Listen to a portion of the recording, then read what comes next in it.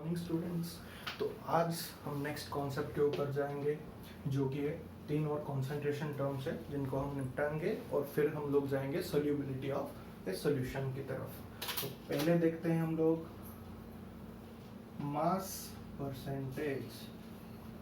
पहले हम लोग देखते हैं मास परसेंटेज W/W के द्वारा इसको रिप्रेजेंट किया जाता है। तो मास परसेंटेज क्या है?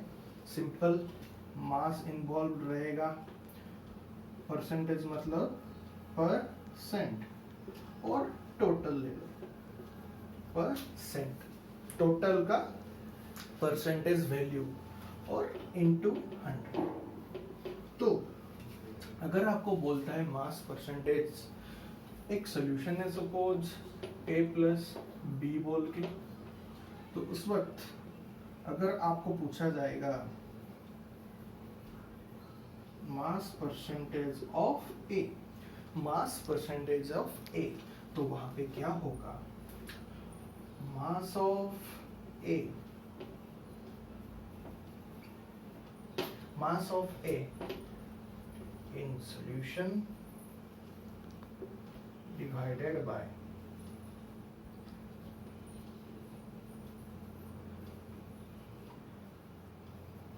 Total mass of solution into 100। क्योंकि हम परसेंटेज वैल्यू ले रहे हैं तो 100 को मल्टीप्लाई करना पड़ेगा और हम लोगों को मास परसेंटेज ऑफ ए निकालने को बोला है। तो मास ऑफ ए, ए सॉल्यूशन में कितने मास का ए है, divided by total mass of solution, fractional value into 100, तो परसेंटेज आपको मिल जाएगा। उसी तरह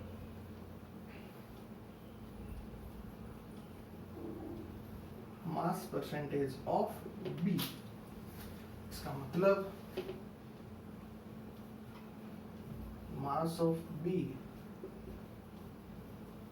इन सॉल्यूशन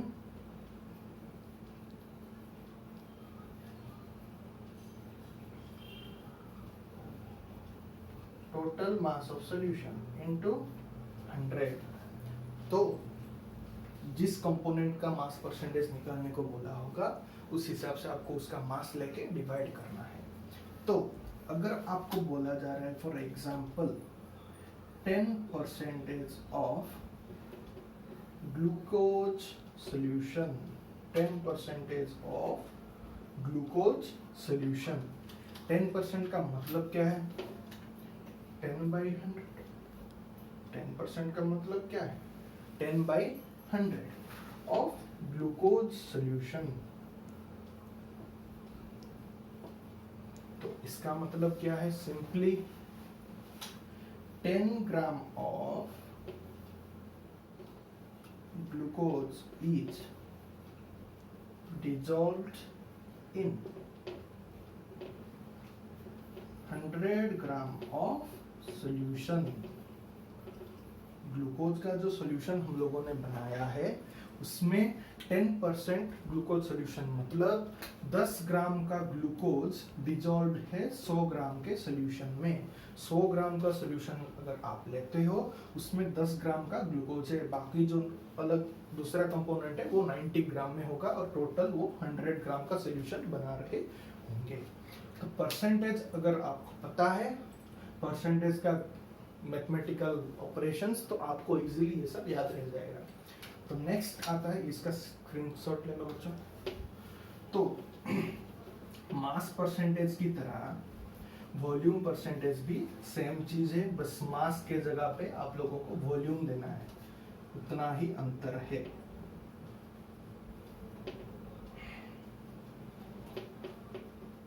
और सिंबल में चेंजेस आएगा। वॉल्यूम का सिंबल क्या होता है बच्चों? V, उसको हम क्या लेते हैं? Capital V। तो वॉल्यूम परसेंटेज, तो वॉल्यूम परसेंटेज में हमको क्या लेना है? वॉल्यूम का परसेंट वैल्यू इनटू 100 वैल्यू। तो अगर आपको पूछेगा, एक सॉल्यूशन दे दिया है A प्लस B, वही सॉल्यूशन लेते हैं जिसको हमने लास्ट में लिया था। तो उसमें अगर आपको पूछा जाएगा वॉल्यूम परसेंटेज ऑफ A या फिर वॉल्यूम परसेंटेज ऑफ B, तो वो क्या होगा?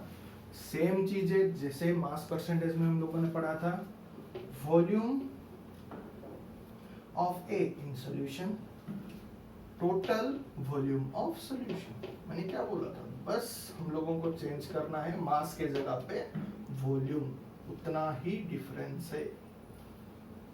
तो total volume of solution divide कर लिया, फ्रैक्शनल वैल्यू आया इनटू 100, परसेंटेज वैल्यू निकल गया। उसी तरह वॉल्यूम परसेंटेज ऑफ बी अगर दिया जाता है, volume of be in solution divided by total volume of solution into 100। Simple, वहां पे मास होता था, यहाँ पे वॉल्यूम लेना है। एग्जांपल अगर हम लोग लेते हैं 20% 20% of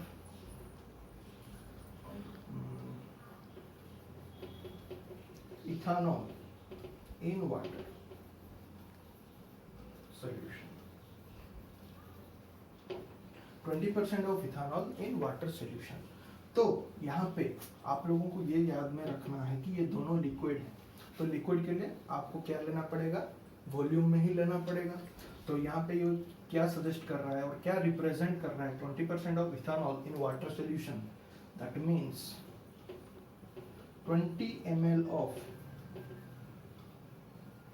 ethanol is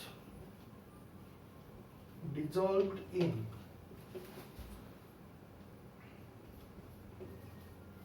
100 ml of solution। 20 ml का इथानॉल यहाँ पे कितने में डिजोल्व है, 100 ml के सोल्यूशन में डिजोल्व है। मतलब ethanol plus water is equal to solution है। यहाँ पे सोल्यूशन का वॉल्यूम है 100 ml, उसमें से 20 ml किसने ले रखा है, इथानॉल, तो वाटर का रहेगा 80 ml। बस इतना ही बेसिक चीज है, जैसे मास परसेंटेज में आप लोगों ने देखा था। तो नेक्स्ट आता है mass by volume percent. Next आता है मास बाय वॉल्यूम परसेंटेज। तो मास बाय वॉल्यूम परसेंटेज में आपने अभी तक देखा मास परसेंटेज, वॉल्यूम परसेंटेज, उसके बाद आ गया मास बाय वॉल्यूम। मतलब इसका मतलब क्या हो गया, थोड़ा सा चेंज आ गया। क्या चेंज आ गया, ज्यादा कुछ नहीं, मास और वॉल्यूम एक साथ देते हैं, बस उतना ही। तो मास बाय वॉल्यूम बोला था, V नीचे रहेगा, मास के लिए W लिख लेंगे, तो हो गया। तो यहाँ पे क्या होगा, आपको रिलेट करना पड़ेगा, एक कंपोनेंट का अगर मास बाय वॉल्यूम परसेंटेज आपको निकालना है, तो एक जो कंपोनेंट आप लोगों ने लिया है, तो मास ऑफ सोल्यूट, या फिर जनरली सोल्यूट को लेते हैं हम लोग, तो मास कितना है divided by total volume of solution into 100। Same सी बात है। सपोज आपको बोला गया है mass by volume percentage of A. अगर आपको पूछा गया है mass by volume percentage of A, that will be equal to mass of A divided by total volume of solution into 100।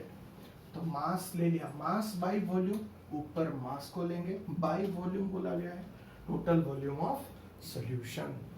याद रहा ये चीज, इजी है, तीनों को रिलेट करके पढ़ लोगे तो याद रह जाएगा। इसमें से 1 मार्क्स क्वेश्चन आने के चांसेस है, या फिर आपको मोलालिटी में भी ऐसे डायरेक्ट दे देगा कि इतना मास परसेंट है, या फिर डायरेक्ट परसेंटेज में वैल्यू दे देगा।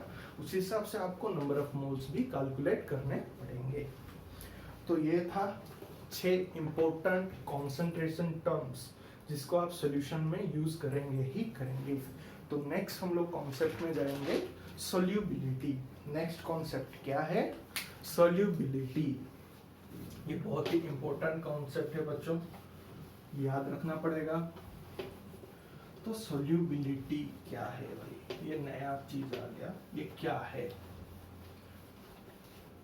बहुत ही इजी सी चीज है, इसको आप लोगों ने कई बार दूसरे नाम से पढ़ा होगा, आज सोल्यूबिलिटी के नाम से जानेंगे इसको।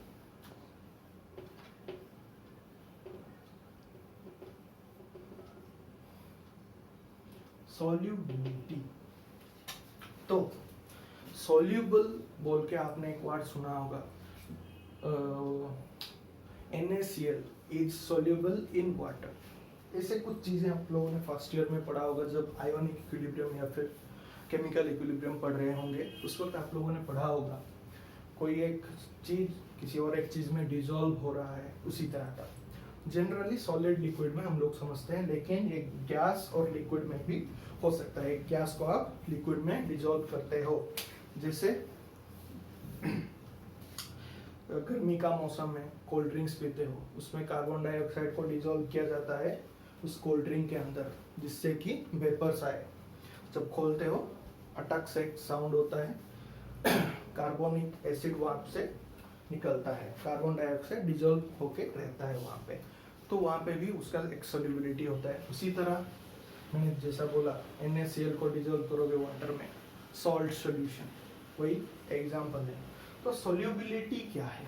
तो सिंपल सी चीज एग्जांपल के जरिए हम लोग देखते हैं। सपोज एक ग्लास ले लिया, ग्लास में पानी ले लिया, क्या किया, ग्लास में पानी ले लिए।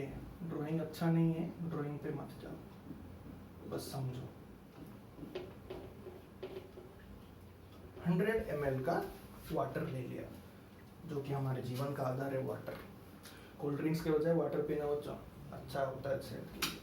तो 100 ml वाटर, 100 ml वाटर जब हम लोग लेते हैं, उसमें हम लोग नमक डालते हैं। सपोज नमक डाल रहे हैं हम लोग, नमक का पानी बना रहे हैं, तो नमक का पानी मत लो, पसंद नहीं होगा, शुगर का ले लो, शुगर का पानी लेते हैं। तो यहाँ पे हम लोग शुगर डाल रहे हैं, यहाँ पे हम लोग क्या कर रहे हैं, शुगर डाल रहे हैं। तो शुगर जब डाल रहे हैं, आप लोगों ने देखा होगा कभी कभी ज्यादा चीनी डाल देते हो तो नीचे रह जाता है, और जब परफेक्टली रहता है तो जितना भी डालते जाओ, एक कंडीशन आएगा, वहां तक आप जितना भी चीनी डालते जाओगे वो एब्जॉर्ब करता जाएगा और चीनी घुलता जाएगा। एक कंडीशन आएगा जहां पर वो चीनी घुलना बंद हो जाएगा और नीचे जाके बैठ जाएगा, जितना भी मिला उसको मिलेगा नहीं। तो जब हम लोग डालते गए लगभग 200 ग्राम अप्रोक्सीमेट लेते हैं हम लोग, लेकिन लगभग 203 ग्राम, इसका अप्रोक्सीमेट वैल्यू मैं ले लेता हूँ 200 ग्राम बोल के। तो 203 ग्राम तक शुगर क्या हो जाता है 100 ml वाटर में, eight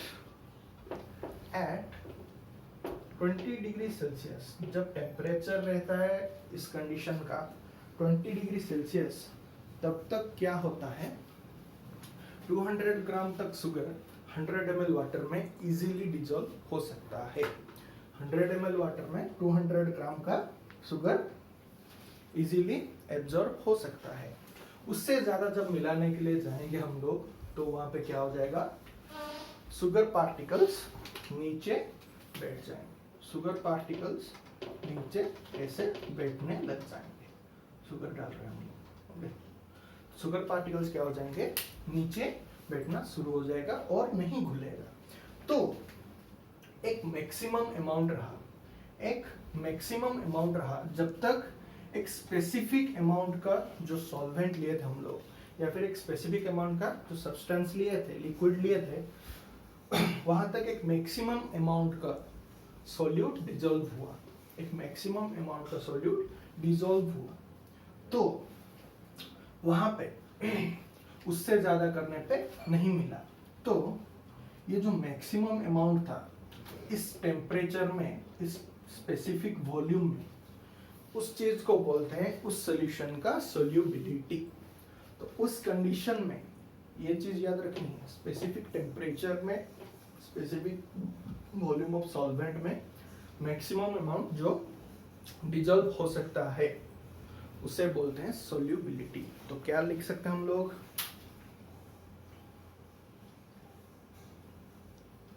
solubility of a substance, solubility of a substance is its maximum amount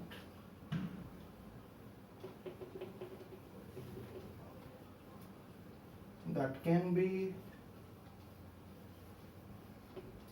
dissolved, that can be dissolved in a specific amount of solvent at a specific temperature condition। तो एक specific temperature में maximum amount of substance जो कि dissolve हो सकता है एक specific amount of solvent में, वो उस सब्सटेंस का क्या होगा, सोल्यूबिलिटी। याद रखना, maximum amount of a substance that can be dissolve in a specific amount of solvent in a at a specific temperature. Specific word यहाँ पे 3 बार आ गया, घबराने की जरूरत नहीं, याद रखने के लिए स्पेसिफिक वर्ड को 3 बार रिपीट कर देने से याद रह जाएगा। समझ में आया? Specifics amount of, maximum amount of substance, specific amount of solvent, specific temperature, 3 याद रखो, सोल्यूबिलिटी का डेफिनेशन रट जाएगा। तो जैसे हम लोगों ने, मैंने कुछ देर पहले बताया, सिर्फ सॉलिड ही लिक्विड में डिजॉल्व नहीं होता है, गैस भी लिक्विड में डिजॉल्व होता है। तो सोल्यूबिलिटी के अंडर हम 2 पढ़ेंगे, जब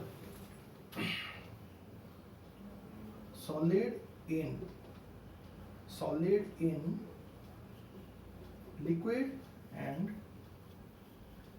gases in liquid, solid in liquid, gases in liquid, इन दोनों का solubility हम लोग पढ़ेंगे।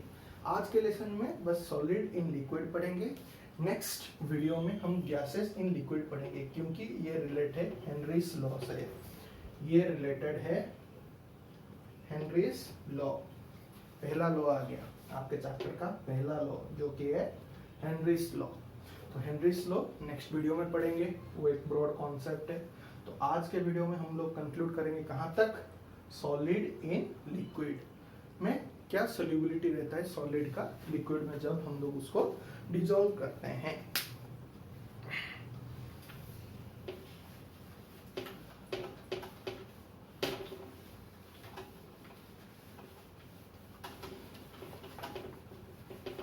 तो हम लोग क्या पढ़ेंगे, solubility of solid in liquid, solubility of solid in liquid.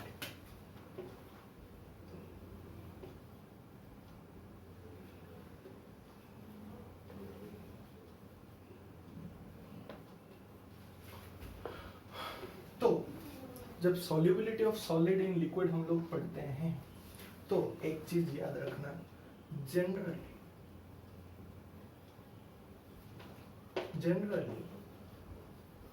Solute यहाँ पे रहेगा सॉलिड स्टेट में, सॉल्वेंट यहाँ पे रहेगा लिक्विड स्टेट में। ये चीज याद रखनी है। Generally most of the cases, लगभग सभी में सॉल्यूट रहेगा सॉलिड, सॉल्वेंट रहेगा लिक्विड, क्योंकि हम लोग डिसॉल्व करवा रहे हैं एक सॉलिड को, क्योंकि हम सॉल्युबिलिटी ऑफ सॉलिड निकाल रहे हैं। इसका मतलब क्या हो रहा है, सॉलिड डिसॉल्व हो रहा है एक ज्यादा क्वांटिटी में, ज्यादा क्वांटिटी के सब्सटेंस में। तो obviously large amount is the solvent, less amount is solute, simple. तो चलते हैं सॉल्युबिलिटी। तो जब बात आती है solubility of solid in liquid, तो मेन चीज, 2 चीजें होती है जब एक सॉलिड को आप लोग लिक्विड के सब्सटेंस में डिसॉल्व करना चालू करते हैं।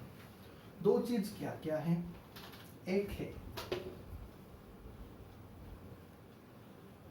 डिसोल्यूशन, एक है डिसोल्यूशन, दूसरा है क्रिस्टलाइजेशन, दूसरा है क्रिस्टलाइजेशन। तो दो चीज क्या, पहले हम लोग जाएंगे डिसोल्यूशन में, नेक्स्ट जाएंगे क्रिस्टलाइजेशन में। तो डिसोल्यूशन क्या है भाई?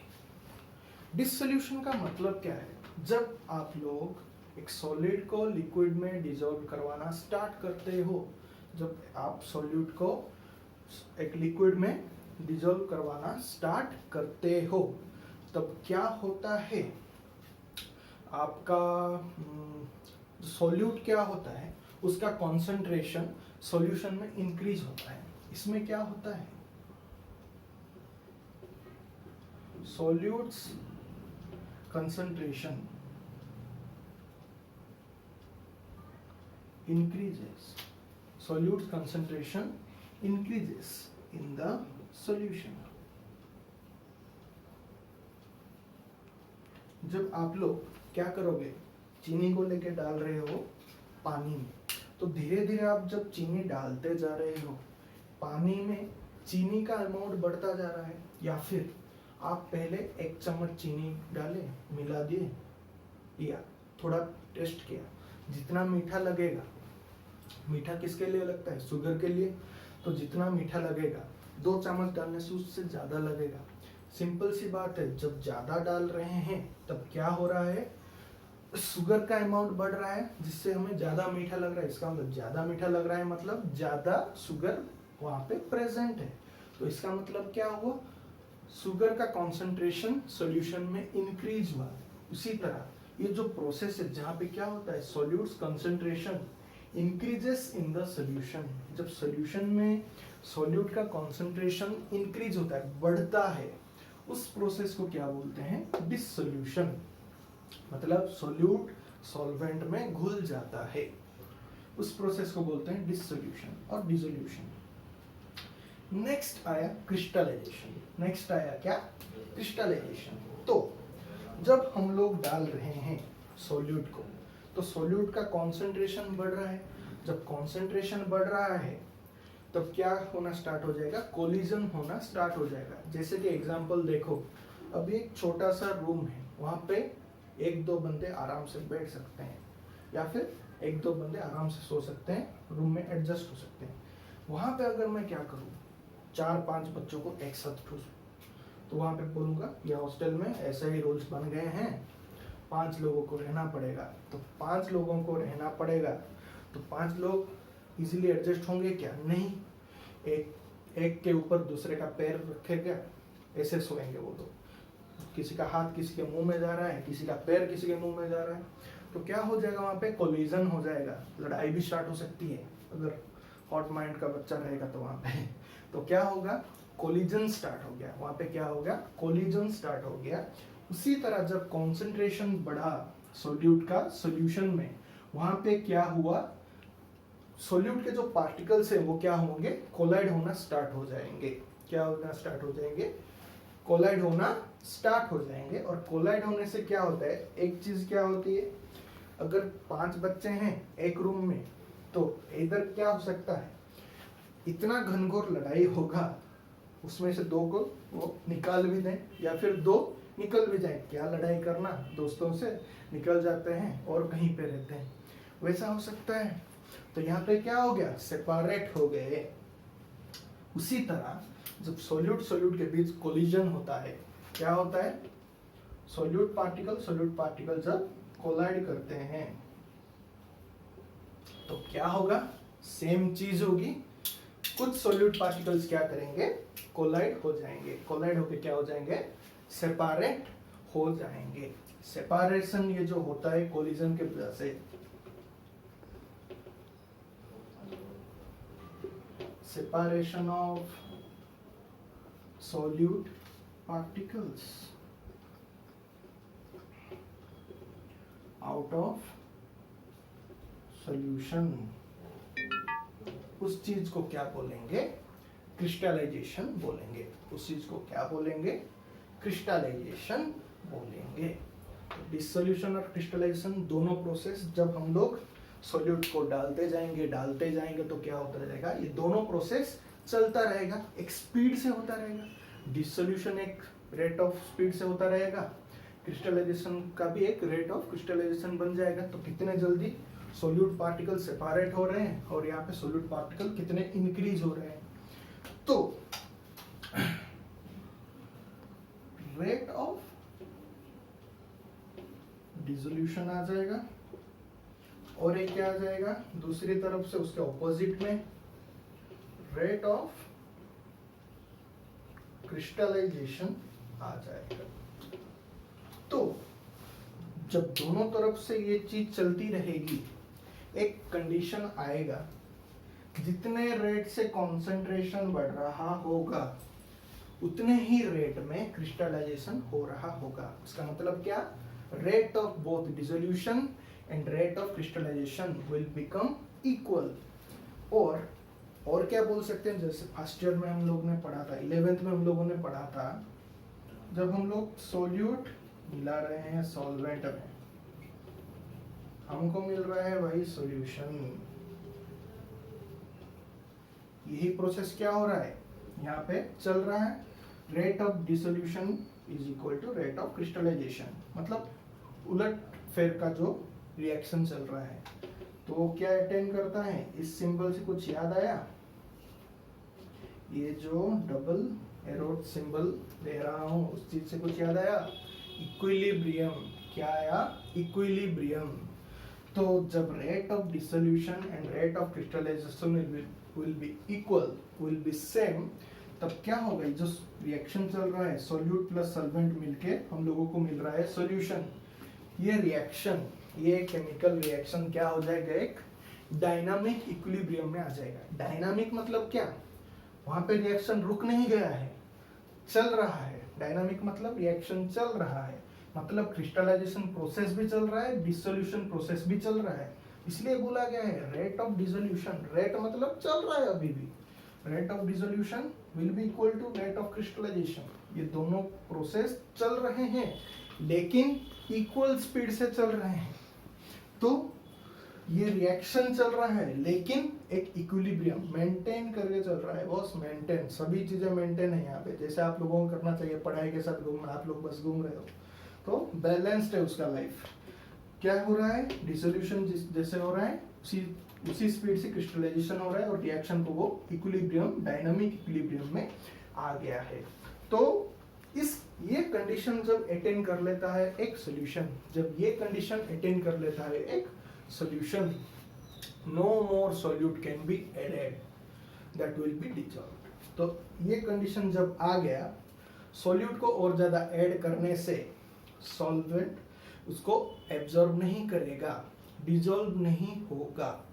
उस कंडीशन में और ज्यादा सॉल्यूट डिसॉल्व नहीं कर सकते हो। तो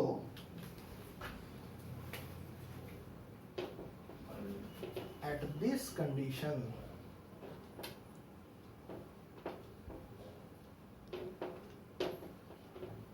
no more solute can be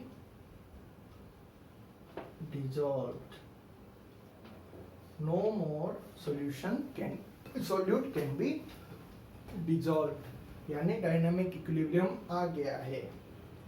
तो जब ये चीज आ जाती है उस सॉल्यूशन का नाम चेंज हो जाता है, उस सॉल्यूशन का नाम चेंज हो जाता है। जब जैसे अगर एक स्टूडेंट हर चीज में बैलेंस रखा, इक्विलिब्रियम कंडीशन में रहता है, जैसे उसको एक नया नाम मिल जाता है आइडियल स्टूडेंट का, वैसे यहाँ पर नाम मिल जाता है सैचुरेटेड सॉल्यूशन। वैसे यहाँ पे नाम आ जाता है saturated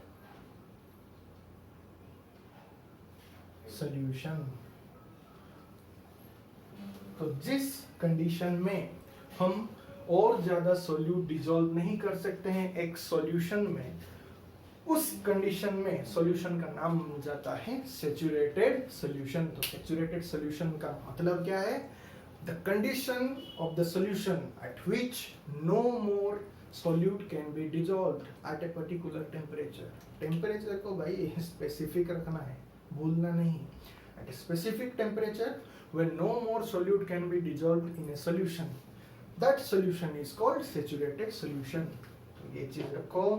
At this condition, no more solute can be dissolved. It's called saturated solution.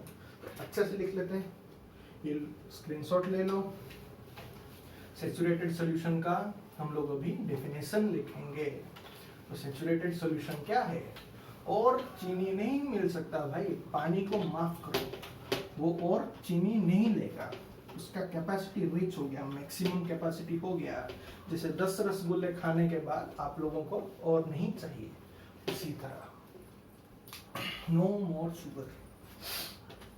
तो सैचुरेटेड सॉल्यूशन क्या है?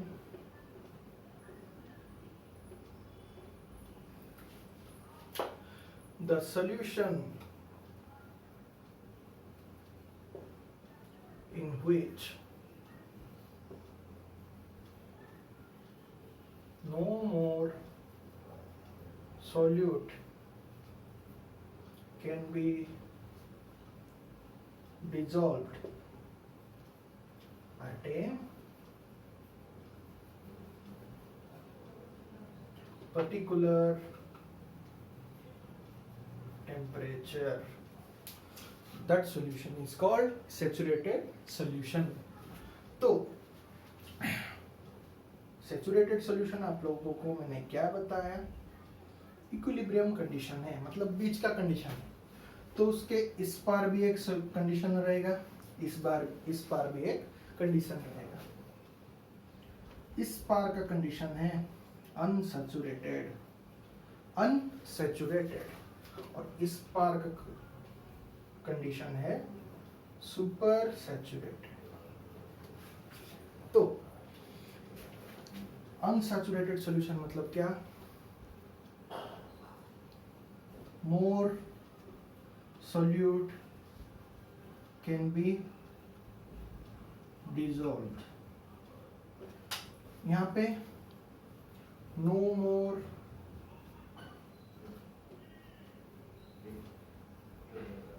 be dissolved, नाम से याद रखोगे. ऑपोजिट है. अनसैचुरेटेड में more solute can be dissolved, saturated में opposite, no more solute can be dissolved. अभी सुपर सैचुरेटेड क्या है? उससे हायर स्टेज. हम लोगों ने यहाँ पे क्या रखा था? टेम्परेचर. यहाँ पे क्या रखा था?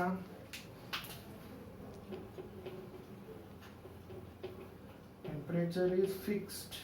स्पेसिफिक टेम्परेचर रखे थे हम लोग यहाँ पे. लेकिन जब सुपर सैचुरेटेड बनाना है हम लोगों को क्या करना पड़ेगा? टेम्परेचर में हेरफेर करनी पड़ेगी. टेम्परेचर यहाँ पे इस प्रोसेस में आने के लिए क्या करना पड़ेगा?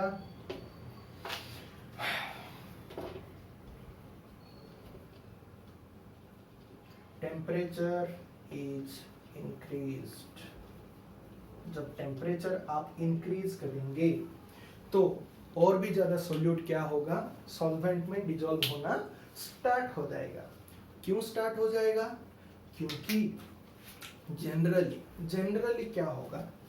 टेम्परेचर इंक्रीज करने से सुपर सैचुरेटेड कंडीशन में जाएगा. इसका मतलब क्या? सोल्यूट और ज्यादा डिजॉल्व होना स्टार्ट हो जाएगा. लेकिन इसके भी दो पहलू हैं. तो जनरली टेम्परेचर इंक्रीज करने से सॉल्यूशन क्या होता है? सुपर सैचुरेटेड कंडीशन को चला जाता है. लेकिन ये टेम्परेचर इंक्रीज करने से या डिक्रीज करने से, हमेशा इंक्रीज करने से नहीं होता है. ज्यादा सोल्यूट डिसॉल्व होने के चांसेस नहीं होते, या फिर सोल्यूबिलिटी इंक्रीज होने के चांसेस नहीं होते. तो क्या होता है? ये लोग ये नोट डाउन कर लो. तो क्या होता है? देखो, आपको क्या करना है? सोल्यूबिलिटी इंक्रीज करना है. Solubility to be increased. solubility to be increased. तो क्या करना पड़ेगा?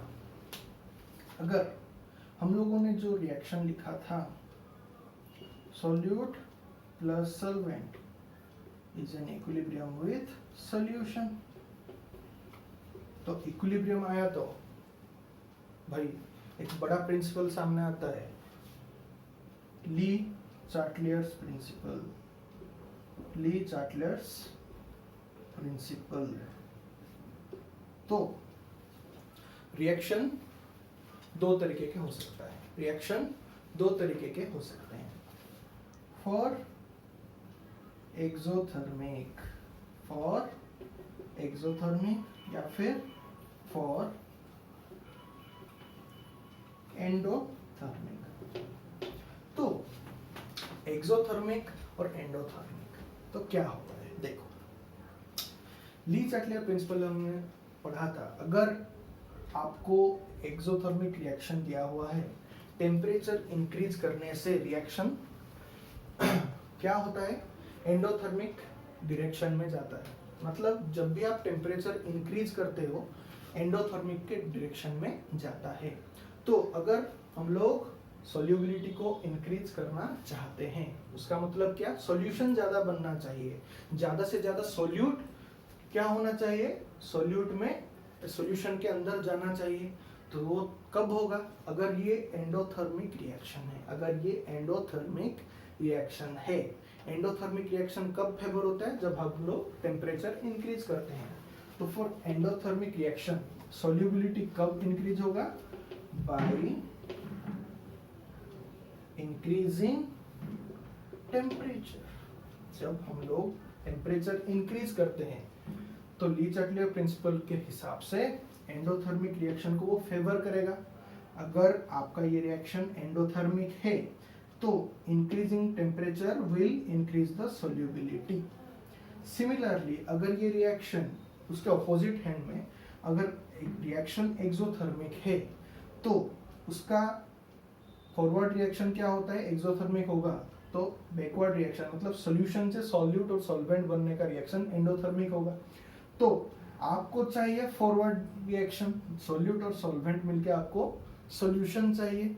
तो उसका मतलब क्या है, आपको टेम्परेचर यहाँ पे घटाना पड़ेगा, क्योंकि आपको क्या करना है, एक्सोथर्मिक रिएक्शन को सपोर्ट करना है, ना कि उसको कैंसल आउट करना है। अगर आप टेम्परेचर इंक्रीज कर देंगे, क्योंकि ये एक्सोथर्मिक है, ये रिएक्शन बैकवर्ड डायरेक्शन में जाएगा ली चार्टलियर प्रिंसिपल के हिसाब से। तो सॉल्यूशन से आपको सॉल्यूट सॉल्वेंट मिलना स्टार्ट हो जाएगा, मतलब टूटना स्टार्ट हो जाएगा, सॉल्यूशन जम के नहीं रहेगा। तो एक्सोथर्मिक रिएक्शन के लिए अगर आपको सॉल्युबिलिटी इंक्रीज करना है तो आपको क्या करने का पड़ेगा, टेम्परेचर को by decreasing temperature, by decreasing temperature you can add more solute to the solvent. By decreasing temperature you can add more solute to the solvent.